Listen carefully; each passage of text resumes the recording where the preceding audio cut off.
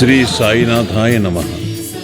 శ్రీ సాయి సచ్చరిత్రము 18, 19 అధ్యాయములు. హేమట్ పంతును బాబా ఎట్లు ఆమోదించి ఆశీర్వదించెను.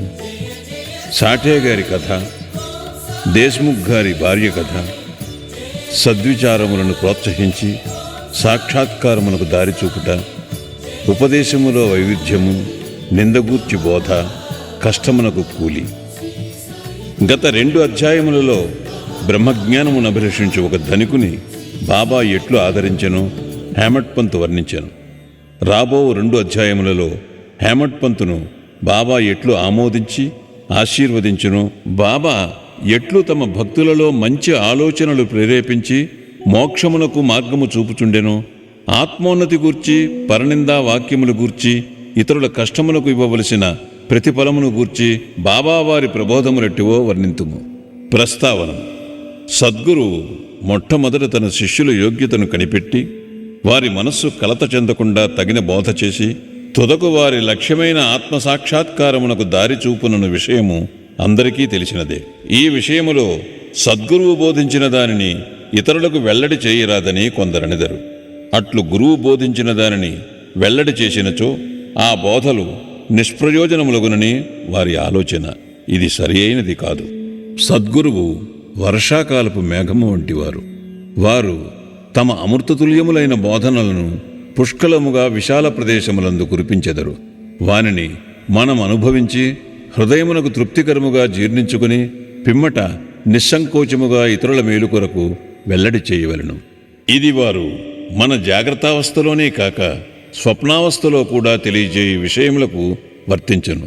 తన స్వప్నమందుగరిన రామరక్షా స్తోత్రమును బుధ కౌశిక ఋషి ప్రచురించిన ఉదాహరణము నిచ్చట స్మరించవలను.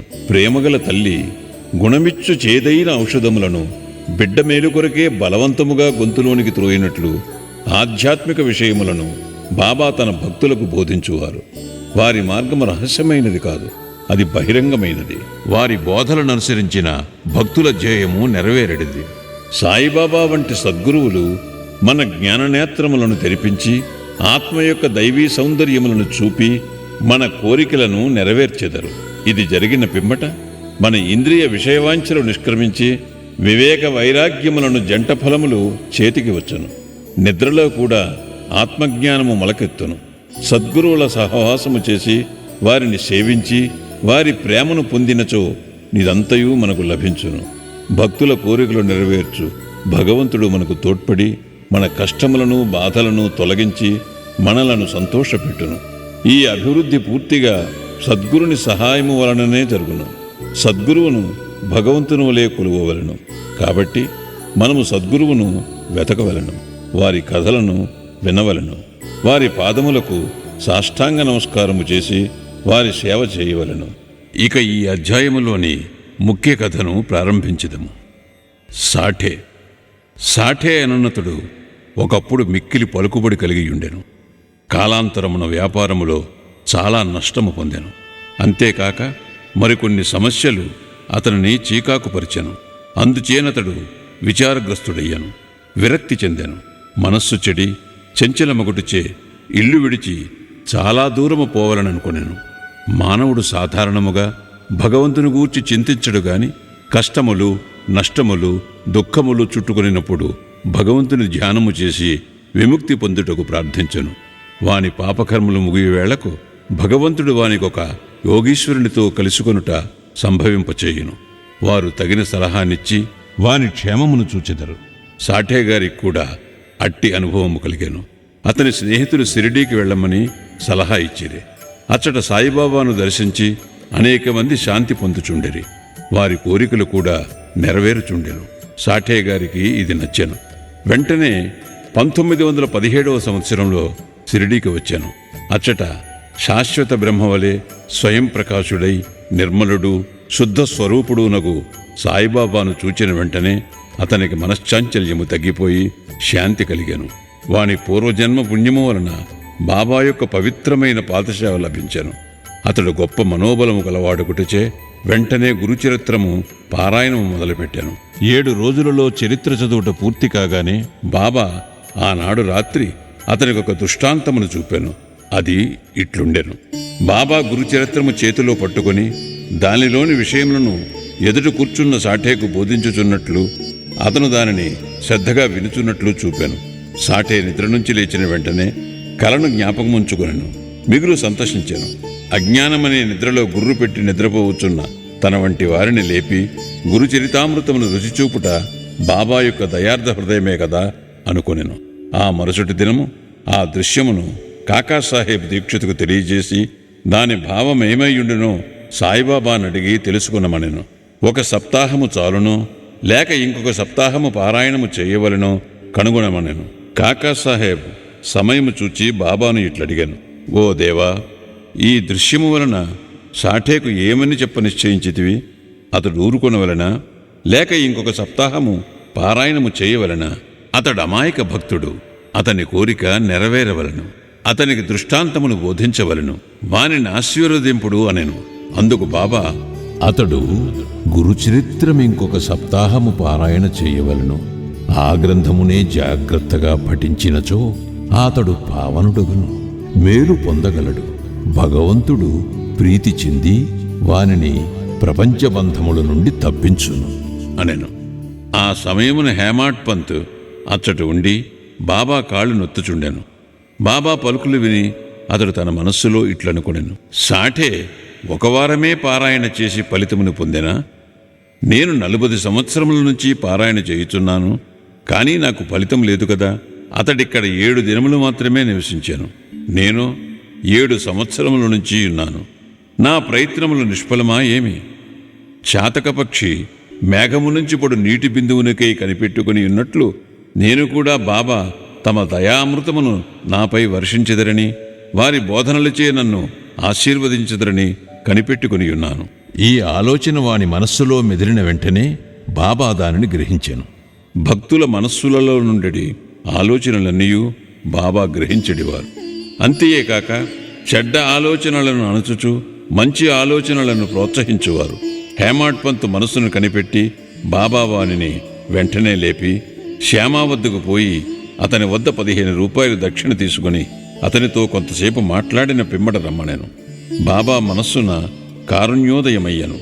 కాన వారిట్లా ఆజ్ఞాపించిరి. బాబా ఆజ్ఞను జవదాటగల వారెవరు? హేమాడ్ పంత్ వెంటనే మసీదు విడిచి శ్యామా గృహమునకు పోయాను.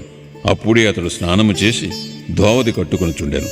అతడు బయటకు వచ్చి హేమాడ్ పంతునిట్లడిగెను. మధ్యాహ్నహారతి సమయమందు మీరిక్కడ ఎలయున్నారు? మీరు మసీదు నుండి వచ్చిచున్నట్లున్నదే. మీరేలా చికాకుతో చంచలముగనున్నారు? మీరొంటరిగా వచ్చినారేలా? కొంతసేపు కూర్చొని విశ్రాంతి చెందుడు. నా పూజను ముగించుకుని వచ్చేదను. ఈలోగా తాంబూలము వేసుకునుడు. పిమ్మట ఆనందముగా కొంతసేపు కూర్చొని మాట్లాడుకునేదము. ఇట్లనుచూ అతడు లోనికి పోయాను. హేమాడ్ పంత్ ముందర వసారాలో కూర్చొనెను. కిటికీలో ఏకనాథ భాగవతమును ప్రసిద్ధ మరాఠీ గ్రంథముండెను. ఇది భాగవతములోని ఏకాదశ స్కంధమునకు ఏకనాథుడు వ్రాసిన వ్యాఖ్యానము. సాయిబాబా సిఫార్సు చేయుటచే బాపూసాహెబ్ దీక్షిత్ శ్రీకృష్ణునకు అర్జునునకు జరిగిన సంభాషణ రూపమైన భగవద్గీత, దాని మరాఠీ వ్యాఖ్యానమైన భావార్థ దీపిక జ్ఞానేశ్వరి, శ్రీకృష్ణునకు అతని సేవకుడుకు ఉద్ధవునకు జరిగిన సంభాషణ రూపమైన ఏకనాథ భాగవతము మరియు భావార్థ రామాయణమును నిత్యము సిరిడీలో చదువుచుండేవారు. భక్తులు వచ్చి బాబాను ఏదైనా ప్రశ్నలు వేసినప్పుడు బాబా కొంతవరకు జవాబిచ్చి అటుపైన వారిని ఆ గ్రంథముల పారాయణమును వినుమని పంపుచుండెను. ఈ గ్రంథములే భాగవత ధర్మములోని ముఖ్య గ్రంథములు. భక్తులు బాబా ఆజ్ఞానుసారము ఆ సత్సంగములకు పోయి ఆ గ్రంథములు వినినప్పుడు వారి ప్రశ్నలకు సంతృప్తికరమైన సమాధానములు లభించుచుండెను. హేమాడ్ పంత్ కూడా నిత్యము ఏకనాథ భాగవతమును పారాయణము చేయువాడు. హేమాడ్ పంత్ ఆ దినము తాను నిత్యము చదువు గ్రంథభాగము పూర్తి చేయకయే కొందరు భక్తులతో కలిసి మసీదుకు పోయాను. శ్యామ ఇంటి కిటికీలోనున్న ఏకనాథ భాగవతము తీయగా తానానాడు పూర్తి చేయని భాగము వద్దనే పుస్తకము తెరుచుకొనెను. తన నిత్యపారాయణము పూర్తి చేయుటకే కాబోలు బాబా తన నచ్చటకు పంపినని హేమాడ్ పంత్ అనుకునెను. వెంటనే తన నిత్యపారాయణమును పూర్తి చేశాను. పిమ్మట శ్యామ తన పూజను ముగించి బయటికి వచ్చాను. వారిరువురికి ఈ దిగువ సంభాషణ జరిగాను. హేమాడ్ పంత్: నేను బాబా వద్ద నుండి ఒక కబురు తీసుకుని వచ్చినాను. బాబా నీ వద్ద నుండి 15 రూపాయలు దక్షిణ తీసుకుని రమ్మని నన్ను ఆజ్ఞాపించి ఉన్నారు. అంతేకాదు, కొంతసేపు నీతో కూర్చుని మాట్లాడిన పిమ్మట మసీదుకు రమ్మని చెప్పిరి. శ్యామ ఆశ్చర్యముతో, నా వద్ద డబ్బు లేదు, నా 15 సాష్టాంగ నమస్కారములు పైకమునకు బదులుగా బాబాకు సమర్పింపు. హేమాడ్ పంత్, సరే, నీ నమస్కారములు ఆమోదించబడెను. మనము కూర్చుని కొంతసేపు మాట్లాడుకునేదేమో. మన పాపములను నశింపచేయనట్టి బాబా లీలలను కథలను చెప్పము. శ్యామ, అయితే కొంతసేపు కూర్చునము. ఈ బాబా లీలలు మిక్కిలి ఆశ్చర్యకరమైనవని నీకిదివరకే తెలియను. నేను పల్లెటూరి వాడను, నీవా చదువుకున్న పట్టణవాసివి. నీవిక్కడికి వచ్చిన తరువాత కొన్ని లీలలను చూచియే ఎందువు. వానిని నీ ముందు నేనెట్లు వర్ణించగలను? సరే, ఈ తమలపాకులు వక్కా సున్నము తీసుకుని తాంబూలము వేసుకును. నేను లోపలకు పోయి దుస్తులు ధరించి వచ్చేదను. కొద్ది నిమిషములలో శ్యామ బయటికి వచ్చి హేమాడ్ పంతుతో మాట్లాడుచూ కూర్చునను. అతడిట్లనియను, ఈ బాబా లీల కనుగొన శక్యము కానిది. వారి లీలలకు అంతులేదు. వారినెవరు గమనించగలరు? వారి లీలలతో వినోదించున్నట్లు పడినను వారు వాని నంటినట్లు కనిపించరు. మా వంటి జానపదులకు ఏమి తెలియను? బాబాయే ఈ కథలను ఎందుకు చెప్పరాదు? మీ వంటి పండితులను నా వంటి పామరుని వద్దకు ఏల పంపుచున్నారు. వారి మార్గములు ఊహింపరానివి. అవి మానవుని చేష్టలు కావని చెప్పగలను. ఈ ఉపోద్ఘాతముతో శ్యామ ఇట్లా నేను, నాకొక కథ జ్ఞాపకమునకు వచ్చుచున్నది. అది నీకు చెప్పేదను. నాకది స్వయంగా తెలియను. భక్తుడెంత మనోనిశ్చయముతో పట్టుదలతో నుండునో బాబా అంత త్వరగా వానికి సహాయపడును. ఒక్కొక్కప్పుడు బాబా భక్తులను కఠిన పరీక్ష చేసిన పిమ్మట వారికి ఉపదేశమునిచ్చును. ఇచ్చట ఉపదేశమనగా నిర్దేశము. ఉపదేశమున మాట విన్నతోడనే హేమాడ్ పంత్ మనస్సులో ఒక స్మృతి తళుక్కుమనను. వెంటనే సాఠే గారి గురుచరిత్ర పారాయణము జ్ఞప్తిగా వచ్చాను. తన మనస్సులకు శాంతి కలిగించే నిమిత్తము బాబా తన నచ్చటకు పంపియుండననుకొనెను.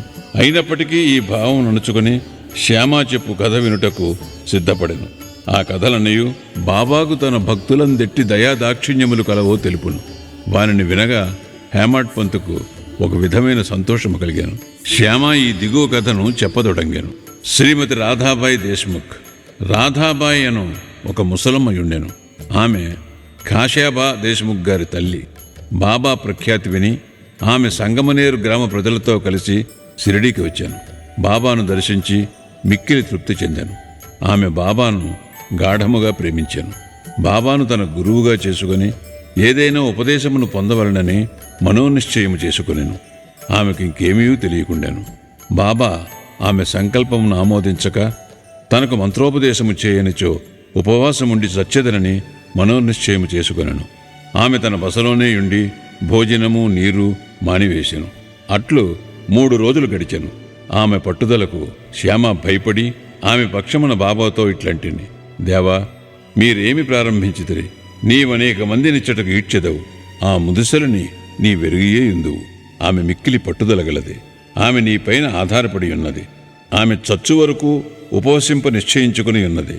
నీవు ఆమెను అనుగ్రహించి ఉపదేశమిచ్చినంత వరకు ఆమె తన నిరాహార దీక్షను మానదు. ఆమెకేమైనా హాని జరిగినచో ప్రజలు నిన్నే నిందింతురు. నీవు తగిన ఆదేశం ఇవ్వకపోవటచే ఆమె చచ్చినదని లోకులనిదరు. కాబట్టి ఆమెను కరుణించుము, ఆశీర్వదించుము, ఆమెకు తగిన దారి చూపుము. ఆమె మనోనిశ్చయము చూచి బాబా ఆమెను పిలిపించి ఈ క్రింది విధముగా బోధించాను. ఓ తల్లి, అనవసరమైన యాతనకేల పాట్పడి చావును కోరుచున్నావు. నీవు నిజముగా నా తల్లివి. నేను నీ బిడ్డను. నా యందు కనికరించి నేను చెప్పునది పూర్తిగా వినుము. నీకు నా వృత్తాంతమును చెప్పెదను. నీవు దానిని బాగా వినినచో నీకది మేలు చేయును. నాకొక గురువు ఉండెను. వారు గొప్ప యోగీశ్వరులు, మిక్కిలి దయార్ద్ర హృదయులు. వారికి చాలా కాలం శుశ్రూష చేసి తిని, కాని నా చెవులో వారు ఏ మంత్రమూ నూదలేదు. నాకు వారిని వదలుపోవు తలంపే లేకుండెను. నేను వారితోనే ఉండుటకు, వారి సేవ చేయుటకు, వారి వద్ద కొన్ని ఉపదేశములను గ్రహించుటకు నిశ్చయించుకుంటుని. కాని వారి మార్గము వారిది. వారు నా తల కొరిగించిరి. నా నుండి 2 పైసలు దక్షిణ ఎడిగిరి. నేను దానిని వెంటనే వారికి సమర్పించి తిని. మీ గురువుగారు పూర్ణకాములైనచో వారు మిమ్ములను దక్షిణ అడుగునేలా వారు నిష్కాములని ఎట్లనిపించుకుందురు అని నీవు అడగవచ్చును. దానికి సమాధానము సూటిగా చెప్పగలను. వారు డబ్బును లక్ష్యపెట్టేవారు కారు. ధనముతో వారు చేయునదేమున్నది? వారు కోరిన 2 కాసులలో ఒకటి నిష్ఠ, రెండవది సంతోష స్థైర్యములతో కూడిన ఓరిమి. నేనీ రెంటినీ వారికి అర్పించి తిని వారు ప్రసన్నులైరి. నా గురువును అట్లు 12 సంవత్సరములు సేవించి తిని వారే నన్ను పెంచి పోషించిరి. భోజనమునకు గాని వస్త్రములకు గాని నాకు లోటు లేకుండెను. వారు పరిపూర్ణులు. వారు ప్రేమావతారమని చెప్పవచ్చును.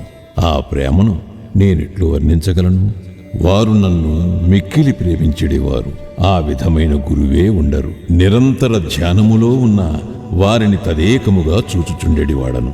మేమిద్దరము ఆనందములో మునిగెడివారము. రాత్రింబవళ్ళు నిద్రాహారములు లేక నేను వారి వైపు దృష్టిని నిగడ్చి తిని వారిని చూడనిచో నాకు శాంతి లేకుండెను. వారి ధ్యానము, వారి సేవ తప్ప నాకింకొకటి లేకుండెను. వారే నా ఆశ్రయము. నా మనస్సు ఎల్లప్పుడూ వారి ఎందే నాటుకుని ఉండేది. ఇదియే వారడిగిన దక్షిణలో 1 పైసా. సబూరి అనున్నది 2వ పైసా. నేను మిక్కిలి సంతోషముతో చాలా కాలము కనిపెట్టుకుని వారి సేవ చేసి తిని ఈ ప్రపంచమనే సాగరమును సబూరి అను ఓడ నిన్ను సురక్షితముగా దాటించును. సబూరి అనున్నది అత్యంత ఉత్తమ లక్షణము. అది పాపములన్నిటినీ తొలగించును, కష్టములను పారద్రోలును, అనేక విధముల అవాంతరములను తొలగించి భయమును పారద్రోలును, తుదకు జయమును కలుగజేయును. సబూరి అనున్నది సుగుణములకు గని, మంచి ఆలోచనకు తోడు వంటిది. నిష్ఠ, సబూరి అనునవి అన్యోన్యమైన అక్కచెల్లండ్ర వంటివి. నా గురువు నా నుండి ఇతరమేమీ ఆశించి ఉండలేదు. వారు నన్ను ఉపేక్షింపక సర్వకాల సర్వావస్థలయందు కాపాడుచుండెడివారు. నేను వారితో కలిసి ఉండెడివాడను. ఒక్కొక్కప్పుడు వారిని విడిచియుండినను వారి ప్రేమకు ఎన్నడూనూ లోటు కలుగలేదు. వారు తమ దృష్టి చేతనే నన్ను కాపాడుచుండెడివారు. తాబేలు తన పిల్లలను కేవలము తన దృష్టితో పెంచునట్లు నన్ను కూడా మా గురువు తమ దృష్టితో పోషించుచుండెడివారు. తల్లి తాబేలు 1 ఒడ్డున ఉండును, బిడ్డ తాబేలు 2వ ఒడ్డున ఉండును. తల్లి తాబేలు పిల్ల తాబేలుకు ఆహారము పెట్టుట గాని పాలిచ్చుట కాని చేయదు. తల్లి తన పిల్లలపై తన దృష్టిని పోనిచ్చును. పిల్లలెదిగి పెద్దవి అగును. అటులనే మా గురువు కూడా తమ దృష్టిని నా యందు నిలిపి నన్ను ప్రేమతో కాపాడిరి. ఓ తల్లి, నా గురువు నాకు మంత్రమేమీ ఉపదేశించలేదు. అటువంటప్పుడు నేను నీ చెవిలో మంత్రమెట్లు ఊదగలను? గురువు యొక్క ప్రేమమయమైన తావేలు చూపే మనకు సంతోషమునిచ్చునని జ్ఞాపకముంచుకునము. మంత్రము గాని ఉపదేశము గాని ఎవ్వరి వద్ద నుండి గాని పొందుటకు యత్నించకము. నీ ఆలోచనలు, నీవు చేయు పనులు నా కొరకే వినియోగించము. నీవు తప్పక పరమార్థమును పొందెదవు. నా వైపు సంపూర్ణ హృదయముతో చూడుము. నేను నీ వైపు అట్లనే చూచెదను. ఈ మసీదులో కూర్చుని నేను నిజమునే చెప్పెదను. నిజము తప్ప మరేమియూ మాట్లాడను. ఏ సాధనలు గాని 6 శాస్త్రములలో ప్రావీణ్యము గాని అవసరము లేదు. నీ గురువునందు ప్రేమ విశ్వాసములు నుంచుము. గురువే సర్వమును చేయువాడనియు కర్తయనియు పూర్తిగా నమ్మము. ఎవరైతే గురువు యొక్క మహిమను గొప్పతనమును గ్రహించెదరో, ఎవరైతే గురుని బ్రహ్మ విష్ణు మహేశ్వర స్వరూపుడని ఎంచెదరో వారే ధన్యులు. ఈ ప్రకారముగా ఉపదేశించి బాబా ఆ ముసలమ్మను ఒప్పించాను. ఆమె బాబాకు నమస్కరించి ఉపవాసమును వదులుకొనెను. ఈ కథను జాగ్రత్తగాను శ్రద్ధగాను విని దాని ప్రాముఖ్యమును సందర్భమును గుర్తించి హేమాడ్ పంతు మిక్కిలి ఆశ్చర్యపడెను. ఈ ఆశ్చర్యకరమైన బాబా లీలను చూచి అతను ఆపాదమస్తకము పులకరించాను. సంతోషముతో నుప్పొంగాను. గొంతుగా ఆరిపోయాను. ఒక్క మాటైనా మాట్లాడుటకు చేత కాకుండెను. శ్యామ అతనిని ఈ స్థితిలో చూచి, ఏమి జరిగినది? ఏల ఊరుకున్నావు? అట్టి బాబా లీలలు నీకెన్ని వర్ణింపవలను అని అడిగాను. అదే సమయమందు మసీదులో గంట మ్రోగాను. మధ్యాహ్న హారతి పూజ ప్రారంభమయ్యరని గ్రహించిరి. కనుక శ్యామ హేమంత్ పంతులిద్దరూ మసీదుకు త్వరగా పోయిరి. బాపూసాహెబ్ జోగు అప్పుడే హారతి ప్రారంభించాను. స్త్రీలు మసీదు నిండిరి. దిగువ ఖాళీ జాగాలో పురుషులు నిండిరి. అందరూ బాజా భజంత్రీలతో ఒకే వరుసతో హారతి పాడుచుండిరి. బాబాకు కుడివైపు శ్యామ, ముందర హేమంత్ పంతు కూర్చున్నది. వారిని చూచి బాబా హేమంత్ పంతును శ్యామ ఇచ్చిన దక్షిణ ఇమ్మనెను. శ్యామ రూపాయలకు బదులు నమస్కారములు ఇచ్చిననియు శ్యామ ప్రత్యక్షముగా గలడు గనుక అడగవచ్చుననెను. బాబా ఇట్లనెను, సరే, మీరిద్దరూ కొంతసేపు మాట్లాడుకుంటిరా? అట్లయినచో మీరేమి మాట్లాడుకునినారో చెప్పుము. గంటల చప్పుడును మధ్యల శబ్దమును పాటల ధ్వనిని లెక్కింపక హేమంత్ పంతు బాబాకు జరిగినదంతయు చెప్పుటకు ఆతురతపడెను. తాము ముచ్చటించినదంతయు తనకు చాలా ఆనందము కలుగుచేసినదనియు, ముఖ్యముగా ముసలమ్మ కథ మిక్కిలి ఆశ్చర్యము కలుగుచేసినదనియు, దానిని విని బాబా లీలలు అగోచరములని తెలుసుకుంటుననియు, ఆ కథ రూపముతో తన్ను బాబా ఆశీర్వదించరని హేమంత్ పంతు చెప్పాను. అప్పుడు బాబా, కథ చాలా అద్భుతమైనది. నీవిటిలో ఆనందించితివి? నాకా విషయమై వివరములన్నీ చెప్పుము. అప్పుడు హేమంత్ పంత్ తానింతకు ముందు విన్న కథను పూర్తిగా బాబాకు వినిపించి, అది తన మనమునందు శాశ్వత ప్రభావమును కలిగించినదని చెప్పాను. ఇది విని బాబా మిగుల సంతసించెను. ఆ కథ నీకు నచ్చినదా? దాని ప్రాముఖ్యమును నీవు గుర్తించితివా అని బాబా హేమంత్ పంతును అడిగాను. అవును బాబా, నా మనశ్చాంచల్యము నిష్క్రమించినది. నాకు నిజమైన శాంతి విశ్రాంతి కలిగినది. సత్యమార్గమును కనుగొనగలిగితిని అని హేమంత్ పంతు బదులిచ్చాను. బాబా ఇట్లు చెప్పాను, నా పద్ధతి మిక్కిలి విశిష్టమైనది. ఈ ఒక్క కథను జ్ఞప్తి యందుంచుకునుము. అది మిక్కిలి ఉపయోగించును. ఆత్మసాక్షాత్కారమునకు ధ్యానము అవసరం. దానిని అలవరుచుకున్నచో వృత్తులన్నీ శాంతించును. కోరికలన్నీ విడిచి నిష్కామివై నీవు సమస్త జీవరాశియందు గల భగవంతుని ధ్యానింపుము. మనస్సు ఏకాగ్రమైనచో లక్ష్యము నెరవేరును. సదా నా నిరాకార స్వభావమును ధ్యానింపుము. అదియే జ్ఞానస్వరూపము, చైతన్యము, ఆనందము. మీరిది చేయలేనిచో రాత్రింబగళ్ళు మీరు చూచుచున్న నా ఈ ఆకారమును ధ్యానింపుడు. అట్లు కొన్నాళ్లు చెయ్యగా మీ వృత్తులు కేంద్రీకృతమగును. ధ్యాత, ధ్యానము, ధ్యేయము అను మూడింటికి గల భేదము పోయి ధ్యానించువాడు చైతన్యముతో ఐక్యమై బ్రహ్మముతో అభిన్నమగును. తల్లి తాబేరు నదికి ఒక ఒడ్డున ఉండును, దాని పిల్లలు ఇంకొక ఒడ్డున ఉండును. తల్లివానికి పాలిచ్చుట కాని పొదుగుకొనుట కాని చెయ్యదు. దాని చూపు మాత్రమే వానికి జీవశక్తినిచ్చుచున్నది. చిన్న తాబేళ్లు ఏమీ చెయ్యక తల్లిని జ్ఞాపకముంచుకును. తల్లి తాబేలు చూపు చిన్నవానికి అమృతధార వలె పనిచేయును. అదియే వాని బ్రతుకునకు సంతోషమునకు ఆధారము. గురువుకు శిష్యునకు గల సంబంధము కూడా ఇట్టిదే. బాబా ఈ మాటలు పూర్తి చేసేసరికి హారతి పూర్తయ్యాను. అందరూ శ్రీ సచ్చిదానంద సద్గురు సాయినాథ్ మహారాజ్ కి జై అని జై జయధ్వానములు చేసేది. ఓ ప్రియ పాఠకులారా, ఈ సమయమందు మనము కూడా మసీదులోని జనసమూహముతో కలిసి ఉన్నట్లు భావించి మనము కూడా ఆ జై జయధ్వనులలో పాల్గొందాము. హారతి పూర్తిగానే ప్రసాదము పంచిపెట్టిరి. బాబాకు నమస్కరించి బాపూసాహెబ్ జోగ్ బాబా చేతిలో కలకండ ముక్కను పెట్టాను. బాబా తానినంతను హేమంత్ పంతు చేతిలో పెట్టి ఇట్లనెను, ఈ కథను నీవు మనసుకు పట్టించుకుని జ్ఞప్తి యందుంచుకునినచో నీ స్థితి కలకండవలే తీయగా నుండును. నీ కోరికలన్నీ నెరవేరును. నీవు సుఖముగా నుందువు. హేమంత్ పంతు బాబాకు సాష్టాంగ నమస్కారము చేసి ఇట్లు ఎల్లప్పుడూ నన్ను అనుగ్రహించుము, ఆశీర్వదించుము, కాపాడుము అని ప్రార్థించాను. అందుకు బాబా ఇట్లు జవాబిచ్చాను, ఈ కథను వినుము. దీనిని మరణము చేయుము, నిధిధ్యాసనము చేయుము. అట్లయినచో నీవు భగవంతుని ఎల్లప్పుడూ జ్ఞప్తి యందుంచుకుని ధ్యానించెదవు. భగవంతుడు నీ ముందర ప్రత్యక్షమగును. ఓ ప్రియమైన చదువురులారా, అప్పుడు హేమంత్ పంతుకు కలకండ ప్రసాదము దొరికెను. ఇప్పుడు మనము ఈ కథయనే కలకండ ప్రసాదము పొందెదము. దానిని హృదయపూరితముగా సేవించి ధ్యానించి మనస్సును నిలిపెదము. అట్లు బాబా కృపచే బలముగాను సంతోషముగాను ఉండెదము. తదాస్తు. 19వ అధ్యాయము చివర హేమాడ్ పంత్ కొన్ని ఇతర విషయములను చెప్పియున్నారు. అవి ఈ దిగువ పొందుపరిచితిమి. మన ప్రవర్తన గూర్చి బాబా ఉపదేశము. ఈ దిగువ చెప్పిన బాబా పలుకులు సాధారణమైనవి అయినప్పటికీ అమూల్యములు. వానిని మనస్సునందుంచుకుని అట్లే చేసినచో అవి మనకు మేలు చేయును. ఏదైనా సంబంధం ఉండనిదే ఒకరు ఇంకొకరి వద్దకు పోరు. ఎవరు గాని ఎట్టి జంతువు కాని నీ వద్దకు వచ్చినచో నిర్దాక్షిణ్యముగా వానిని తరిమివేయకుము. వానిని సాదరముగా చూడుము.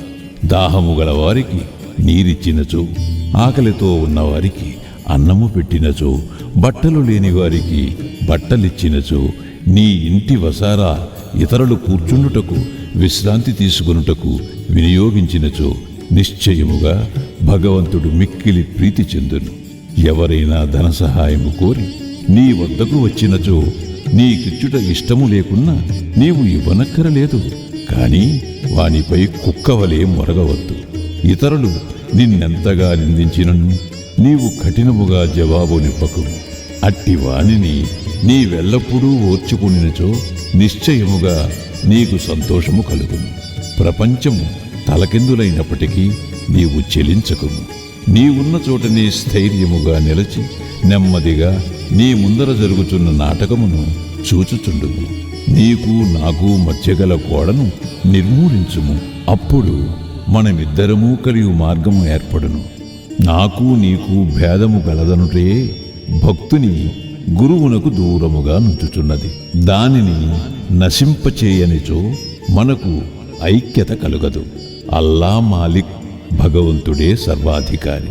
ఇతరులెవరూ మనలను కాపాడువారు కారు. భగవంతుని మార్గము అసామాన్యము, మిక్కిలి విలువైనది, కనుగొన వీలులేనిది. వారి ఇచ్ఛానుసారమే మనము నడచెదము. మన కోరికలను వారు నెరవేర్చెదరు, మనకు దారి చూపెదరు. రుణానుబంధముచే మనమందరము కలిసితిమి. ఒకరికొకరు తోడ్పడి ప్రేమించి సుఖముగాను సంతోషముగాను ఉందుముగాక. ఎవరైతే తమ జీవిత పరమావధిని పొందెదరో వారు అమరులై సుఖముగా నుండెదరు. తక్కిన వారందరూ పేరునకే ఊపిరి సలుపు వరకు మాత్రమే బ్రతికెదరు. సద్విచారములను ప్రోత్సహించి సాక్షాత్కారమునకు దారి చూపుట. సాయిబాబా సద్విచారములను ఎట్లు ప్రోత్సహించుచుండెనో తెలుసుకొనుట మిగులు ఆసక్తికరముగా నుండును. భక్తి ప్రేమలతో వారికి సర్వస్వ శరణాగతి చేసినచో వారు నీకెట్లు పదే పదే సహాయపడదరో తెలియను. ప్రక్కనుంచి లేవగానే నీకేమైనా మంచి ఆలోచన కలిగినా దానిని తరువాత పగలంతయు వృద్ధి చేసినచో నీ మేధాశక్తి వృద్ధి పొందును, నీ మనస్సు శాంతి పొందును. హేమాడ్ పంత్ దీనికై ప్రయత్నించదలచెను. ఒక బుధవారము రాత్రి పండుకునేటప్పుడు ఇట్లనుకునెను, రేపు గురువారం, శుభదినము, షిరిడీ పవిత్రమైన స్థలము కావున రేపటి దినమంతయు రామనామస్మరణతోనే కాలము గడిపెదను అని నిశ్చయించుకుని పరుండెను. ఆ మరుసటి దినము లేవగానే రామనామము ప్రయత్నము లేకుండా జ్ఞప్తికి వచ్చాను. అతడు మిక్కిలి సంతసించాను. కాలకృత్యములు తీర్చుకుని పిమ్మట బాబాను చూచుటకు పువ్వులను తీసుకుని పోయాను. దీక్షితువాడ విడిచి బూటీవాడ దాటుచుండగా ఒక చక్కని పాట వినపడెను. ఔరంగాబాదు నుంచి వచ్చిన వాడొకడు మసీదులో బాబా ముందర పాడుచుండెను. అది ఏకనాథ్ మహారాజు రచించిన గురు కృపాంజనపాయు మేరే భాయి అనున్నది. గురువు కృపయను అంజనము లభించెను. దాని మూలమున తన కండ్లు తెరువబడిననియు దానిచే తాను శ్రీరాముని లోన బయట నిద్రావస్థలోనూ జాగ్రత్తావస్థలోనూ స్వప్నావస్థలోనూ అన్ని చోట్లను చూచితనని చెప్పెడు పాట యదే. అనేక పాటలుండగా బాబా భక్తుడగు ఔరంగాబాదు నివాసి ఈ పాట నేలపాడెను. ఇది సందర్భానుసారముగా బాబా చేసిన ఏర్పాటు కాదా? హేమాడ్ పంత్ ఆనాడంతయు రామనామస్మరణచే కాలము గడుపు నెంచినవాడు కావున అతని మనోనిశ్చయమును దృఢపరచుటకై బాబా ఈ పాటను పాడించియుండును. రామనామస్మరణ ఫలితము గూర్చి మహాత్ములందరిదీ ఒకే భావము. అది భక్తుల కోరికలు నెరవేర్చి వారిని కష్టముల నుండి కాపాడును. ఉపదేశములో వైవిధ్యము, నిందగూర్చి బోధ. శ్రీ సాయి బోధనకు ప్రత్యేక స్థలము గాని ప్రత్యేక సమయము గాని అక్కరలేదు. సందర్భ అవసరములను బట్టి వారి ప్రబోధము నిరంతరము జరుగుచుండెను. ఒకనాడు ఒక భక్తుడు ఇంకొక భక్తుని గూర్చి పరోక్షముగా ఇతరుల ముందు నిందించుచుండెను. ఒప్పులు విడిచి భక్త సోదరుడు చేసిన తప్పులనే ఎన్నుచుండెను. మిక్కిలి హీనమైన అతని దూషణలు విన్నవారు విసిగిరి. అనవసరముగా ఇతరులను నిందించుటచే అసూయ, దురభిప్రాయము మొదలుగునవి కలుగును. యోగులు నిందలను ఇంకొక విధముగా భావించెదరు. మలినమును పోగొట్టుటకు అనేక మార్గములు కలవు. సబ్బుతో మాలిన్యమును కడుగవచ్చును. పరులను నిందించు వాని మార్గము వేరు. ఇతరుల మలినములను వాడు తన నాలుగుతో శుభ్రపరచును. ఒక విధముగా వాడు నిందించువానికి సేవ చేయుచున్నాడు. ఎట్లన వాని మలినమును వీడు తన నాలుగుతో శుభ్రపరచుచున్నాడు. కావున తిట్టబడినవాడు తిట్టిన వానికి కృతజ్ఞతలు తెలుపవలను. అట్లు పరనిందకు పాల్పడిన వారిని బాబా సరిదిద్దిన పద్ధతి విశిష్టమైనది. నిందించువాడు చేసిన అపరాధమును బాబా సర్వజ్ఞుడొకటిచే గ్రహించాను. మిట్ట మధ్యాహ్నము బాబా లెండీ తోటకు పోవునప్పుడు వాడు బాబాను దర్శించాను. బాబా వానికి ఒక పందిని చూపి ఇట్లనెను, చూడుము, ఈ పంది అమేధ్యమును ఎంత రుచిగా తినుచున్నదో నీ స్వభావము కూడా అట్టిదే. ఎంత ఆనందముగా నీ సాటి సోదరుని తిట్టుచున్నావు. ఎంతయో పుణ్యము చేయగా నీకీ మానవ జన్మ లభించినది. ఇట్లు చేసినచో షిరిడీ దర్శనము నీకు తోడ్పడునా? భక్తుడు నీతిని గ్రహించి వెంటనే పోయెను. ఈ విధముగా బాబా సమయము వచ్చినప్పుడెల్లా ఉపదేశించుచుండెడివారు. ఈ ఉపదేశములను మనస్సునందుంచుకొని పాటించినచో ఆత్మ సాక్షాత్కారము దూరము కాదు. ఒక లోకోక్తి కలదు, నా దేవుడున్నచో నాకు మంచముపైన కూడా బువ్వ పుట్టును. అది భోజనము, వస్త్రములను గూర్చి చెప్పినది. ఎవరైనా దీనిని ఆధ్యాత్మిక విషయమే నమ్ముకొని ఊరుకున్నచో చెడిపోయేదరు. ఆత్మ సాక్షాత్కారమునకై సాధ్యమైనంత పాటుపడవలను. ఎంత కృషి చేసినా అంత మేలు. బాబా తాను సర్వాంతర్యామినని చెప్పిడేవారు. అన్నిటియందు అనగా భూమి, గాలి, దేశము, ప్రపంచము, వెలుతురు, స్వర్గములందు వారు గలరు. ఆయన అనంతుడు. ఆ కనిపించడి 3.5 మూరల దేహమే బాబా అని అనుకున్న వారికి పాఠము చెప్పుటకే వారు ఈ రూపముతో అవతారమెత్తిరి. బాబాకు సర్వస్వ శరణాగతి చేసి అహర్నిశలు వారినే ధ్యానించినచో చక్కెర, తీపి, కెరటములు, సముద్రము, కన్ను, కాంతి కలిసి ఉన్నట్లే శ్రీ సాయితో తదాత్మీయతను పొందెదరు. ఎవరైతే చావు పుట్టుకుల నుండి తప్పించుకొనుటకు ప్రయత్నించెదరో వారు శాంతము, స్థిరమైన మనస్సుతో ధార్మిక జీవనము గడుపవలను. ఇతరుల మనస్సు బాధించినట్లు మాట్లాడరాదు. మేలొనరించు పనులనే చేయుచుండవలను. తన కర్తవ్య కర్మలను ఆచరించుచు భగవంతునికి సర్వస్వ శరణాగతి చేయవలను. వాడు దేనికి భయపడనవసరము లేదు. ఎవరైతే భగవంతుని పూర్తిగా నమ్మెదరో, వారి లీలలను విని ఇతరులకు చెప్పెదరో, ఇతర విషయములేమియూ ఆలోచించరో వారు తప్పక ఆత్మసాక్షాత్కారము పొందుదరు. అనేక మందికి బాబా తన నామమును జ్ఞప్తియందుంచుకుని శరణు వేడుమన్ను. తానెవరు అనుదానిని తెలుసుకునగోరు వారికి శ్రవణమును మననమును చేయుమని సలహా ఇచ్చడివారు. కొందరికి భగవన్నామమును జ్ఞప్తియందుంచుకునమనువారు. కొందరికి తమ లీలలు వినుట, కొందరికి తమ పాదపూజ, కొందరికి ఆధ్యాత్మ రామాయణము, జ్ఞానేశ్వరి మొదలగు గ్రంథములు చదువుట, కొందరికి తమ పాదముల వద్ద కూర్చునుమనుట, కొందరిని ఖండోపా మందిరమునకు పంపుట, కొందరికి విష్ణు సహస్రనామములు, కొందరికి చాందోగ్యోపనిషత్తు, భగవద్గీత పారాయణ చేయమని విధించుచుండెను. వారి ఉపదేశములకు పరిమితి లేదు, అడ్డు లేదు. కొందరికి స్వయముగా ఉపదేశమునిచ్చేవారు, కొందరికి స్వప్నములో నిచ్చేవారు. ఒక త్రాగుబోతుకు స్వప్నములో కనిపించి ఛాతీపైన కూర్చుని అదుముచు ఇక ఎన్నడూ త్రాగనని అతడు వాగ్దానము చేసిన పిమ్మట వదిలేరి. కొందరికి స్వప్నములో గురుబ్రహ్మాది మంత్రార్థములు బోధించిరి. ఒకడు హఠయోగము చేయుచుండగా దానిని మానుమనిది. వారి మార్గములను చెప్పుట కలవి కాదు. ప్రపంచ విషయములలో తమ ఆచరణలే ఉదాహరణముగా బోధించువారు. అట్టి వానిలో ఒకటి పనికి తగిన ప్రతిఫలం. బాబా ఒకనాడు మిట్ట మధ్యాహ్నం రాధాకృష్ణమాయి ఇంటి సమీపమునకు వచ్చి, నిచ్చెన తీసుకొని రమ్ము అనెను. ఒకడు పోయి దానిని తెచ్చి ఇంటికి చేరవేశాను. బాబా వామన్ గోండ్కర్ ఇంటి పైకప్పు ఎక్కి రాధాకృష్ణమాయి ఇంటి పైకప్పును దాటి ఇంకొక ప్రక్క దిగాను. బాబా అభిప్రాయమేమో ఎవరికీ తెలియలేదు. రాధాకృష్ణమాయి మలేరియా జ్వరముతో నుండెను. ఆమె జ్వరమును తొలగించుటకే బాబా ఇట్లు చేసి ఉండునని అనుకొనిరి. దిగిన వెంటనే నిచ్చెన తెచ్చిన వానికి బాబా 2 రూపాయలు ఇచ్చెను. నిచ్చెన తెచ్చినంత మాత్రమున వానికి 2 రూపాయలు ఎలా ఇవ్వవలనని బాబాను ఎవడో ధైర్యము చేసి ప్రశ్నించెను. ఒకరి కష్టము ఇంకొకరుంచుకొనరాదు. కష్టపడి వాని కూలి సరిగాను దాతృత్వముతోనూ ధారాళముగా నివ్వవలనని బాబా చెప్పాను. బాబా సలహా ప్రకారము ప్రవర్తించినచో కూలివాడు సరిగా పనిచేయును. పని చేయించేవాడు, పని చేసేవారులు కూడా సుఖపడెదరు. సమ్మెలకు తావుండదు. మదుపు పెట్టువానికి, కష్టపడి కూలి చేయువాండ్రకు మనస్పర్ధలుండవు. 18, 19 అధ్యాయములు సంపూర్ణము. సద్గురు శ్రీ సాయినాథార్పణమస్తు. శుభం భవతు.